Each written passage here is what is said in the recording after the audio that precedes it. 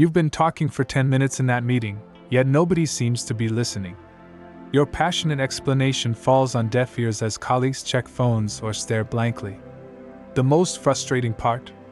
When someone else repeats your exact point 5 minutes later, everyone nods in agreement. This isn't just annoying. It's the meeting paradox where those who speak the most are often heard the least. I discovered this truth during my first executive role. I'd prepare extensively for meetings, armed with facts, figures, and well-structured arguments. Yet my carefully crafted speeches seemed to dissolve into the conference room air. Meanwhile, Martin from marketing would say 3 sentences the entire hour and somehow become the voice of reason everyone referenced afterward. The paradox extends beyond the boardroom. At dinner parties, family gatherings, and social events, we've all met people who dominate conversations yet leave no impression. Then there are those rare individuals who speak rarely but command attention when they do.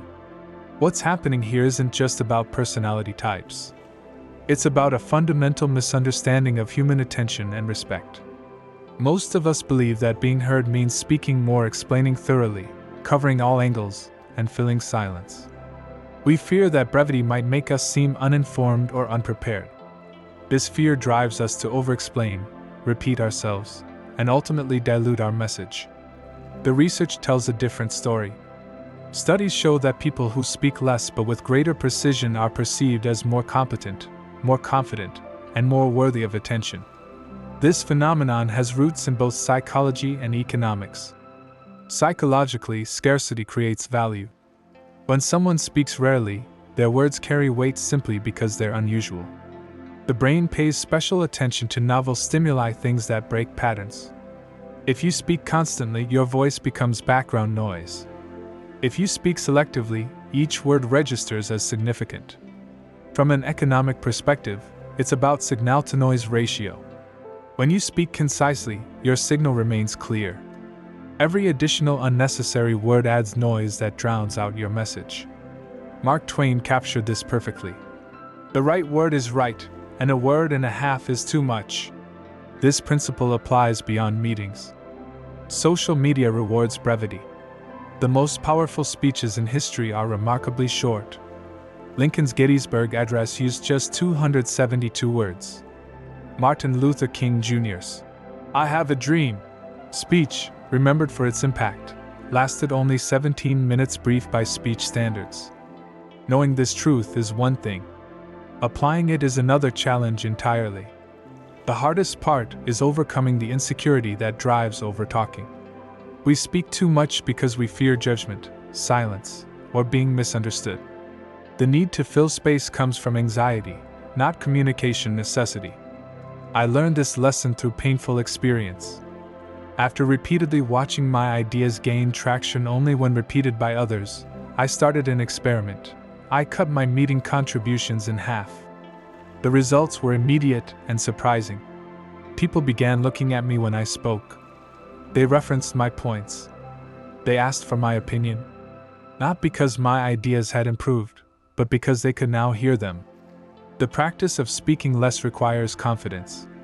It demands trust that your words have value without repetition or excessive explanation. This confidence doesn't come naturally to most of us. We're conditioned to believe that authority comes from dominating conversation. Ancient Stoic philosophers understood this dynamic. Epictetus advised, "Be silent for the most part, or say only what is necessary, and in few words." He recognized that excessive speech often reveals insecurity rather than knowledge. But how do you actually implement this wisdom in daily life? Start with preparation. Before meetings or important conversations, identify your core point. What single idea do you need to convey? Write it down in one sentence. This forces clarity. Next, resist the urge to repeat yourself.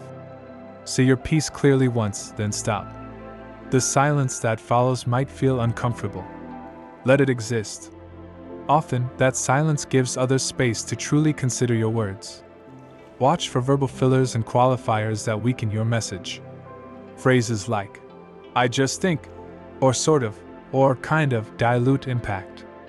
Speak directly and with conviction. Practice asking questions instead of making statements. Counterintuitively, you gain more influence by drawing out others' thoughts than by sharing your own. Socrates became history's most influential thinker by asking questions rather than lecturing. The final step is the hardest, becoming comfortable with silence. Most overtalking comes from fear of pauses. Yet these pauses give weight to what came before and create anticipation for what comes next. This approach doesn't mean becoming silent or surrendering your voice. It means speaking with purpose rather than from anxiety. Quality over quantity. Signal over noise. When you embrace this paradox, conversations transform. Your words gain gravity. Your silence communicates confidence. People lean in when you speak because they know you won't waste their attention. The next time you find yourself explaining the same point 3 different ways, remember, you're not adding clarity, you're adding noise. Say it once, say it well, then trust that it was enough.